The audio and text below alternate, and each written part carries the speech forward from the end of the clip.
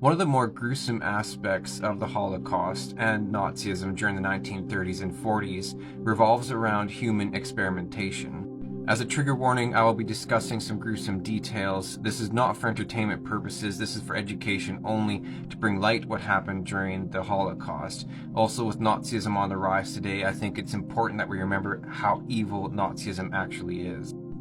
First, it should be mentioned that the over 15,000 victims of these experiments, not one of them were willing participants, and not one of them gave their consent. It should also be noted that the Nazis did not employ the use of anesthesia during these experiments. One of the series of experiments revolved around blood clotting. What the Nazis would do is they'd shoot a prisoner and then study how their medicine worked on forming blood clots. In other scenarios, they'd give the victim a blood type that was different from their own and study the effects on how the body reacted.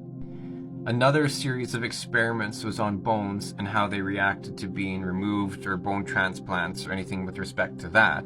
And often, again, they would remove bones from victims without anesthesia, and again, not even telling the victims what they were doing. This is a photo from the doctor's trial where they're pointing out some of the experiments conducted on this victim. Another famous experiment was that on twins, and when I look at the list of the things that they did to some of these twins, I can't even imagine. It bothers me so much to even think about. I can't imagine how twisted and how you can have such a lack of empathy to actually carry out these experiments. I don't understand it. Of the nearly 1,500 twins that were experimented on, only 200 people survived. In most cases, one of the twins was taken for experiments while the other was kept as a control.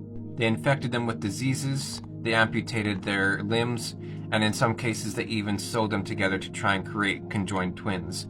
Of course, this did not work, and many of them died horrific deaths. There were other experiments where Himmler himself even oversaw the study. This is a Jewish prisoner here suffering from depressurization. The Nazis wanted to simulate different scenarios so they knew how to treat their own air pilots. Himmler wanted to complete these experiments on men that were quote-unquote condemned to death, and if they survived the experiments, then they could be pardoned to life in the camp. Of the 200 subjects that underwent this experiment, they either died from the experience or they were murdered shortly after.